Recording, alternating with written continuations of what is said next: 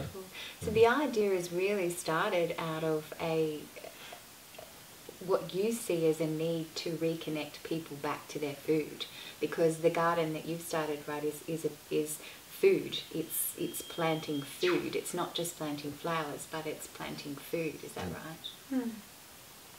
I think it might be both. I think there's a component of environmental art inside it as well, and it seems my memory of gardening was magic, you know, and the way that it felt to me like watching a flower bud and then watching it bloom and watching bees come, and then, you know, the whole thing of pollination, and it just felt like there was some kind of magic in the air.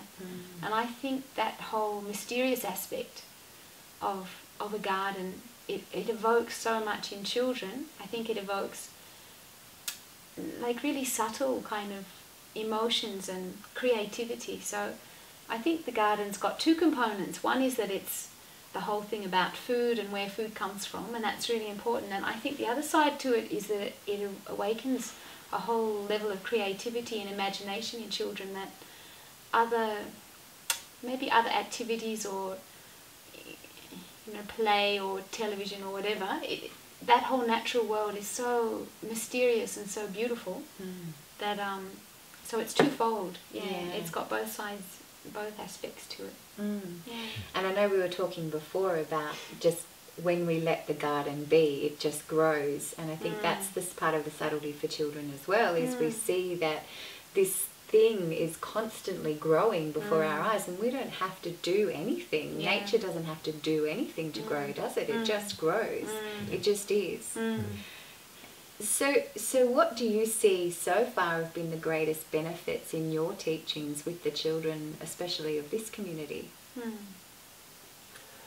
Well, the expansion, the joy, and seeing that joyful, you know, mood of the kids when they appear, they run and they come to the garden. They feel like they're entering a new world, you know, where they can connect. You know, it's, and seeing us, we become for them like fairies, you know, like, you know, they hug us, you know, and immediately you can see everything start to sparkle around, you know, and I'm probably sure the plants enjoy that as well, you know. So, you know, that smiling face from the kids, it's really something we would like to see in every kid in the world, you know. And the kids, what they do, they really go and discover something in the garden, a plant, a leaf, or an herb, and they start to smell, touch, you know, and even taste and make the difference of, you know, amongst all these plants, which is really fantastic. And they always come with some new ideas, you know, from the previous day and from the previous week. You know, they bring something new, you know, and it's just make, you know, the environment more like a mystery, something we need to discover more. So it's such a gorgeous environment. The kids, you know, they're so part of the garden, you know. And as Kate mentioned before about enhancing their creativity, I can see that.